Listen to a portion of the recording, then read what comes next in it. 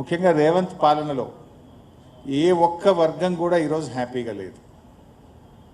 అది కార్మికులైనా, పారిశ్రామికవేత్తలైనా, అది auto డ్రైవర్లైనా, taxi డ్రైవర్లైనా, చిరు వ్యాపారులైనా, అన్ని వర్గాలు కూడా ఈరోజు రేవంత్ పాలనలో ఇబ్బంది పడుతున్నటువంటి పరిస్థితి మనం చూస్తూ ఉన్నాం. అందువల్ల ఈరోజు ఈ రాష్ట్రంలో ఎవరైనా హ్యాపీగా ఉన్నారంటే 4 బ్రదర్స్ మాత్రమే హ్యాపీగా ఉన్నారు. 4 బ్రదర్స్ తప్ప 4 కోట్ల ప్రజల్లో ఇలా అసంతృప్తి ఉన్నది. ఇచ్చిన ఏ గ్యారంటీలు అమలు కాలేదు.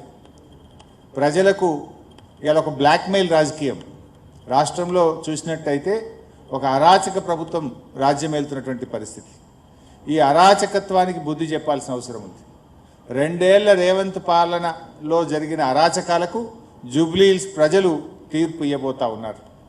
ఎందుకంటే ఇక్కడ మనం ఈ కాంగ్రెస్ను ఓడించకపోతే మరో 3 ఏళ్ల పాటు ఈ రాష్ట్ర ప్రజలు నరకయాతన అనుభవించాల్సి ఉంటుంది.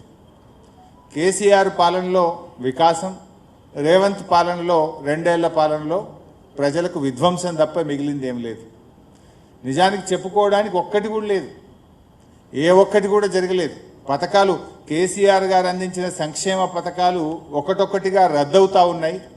ఒకటొక్కటిగా చెప్పకుండానే వాటి అమలు నిలిచిపోతూ ఉంది తప్ప కొత్తగా వస్తున్నటువంటిది అయితే ఏమీ లేదు. ఈ ఎన్నిక వికాసానికి విధ్వంసానికి మధ్య జరుగుతున్న ఎన్నిక.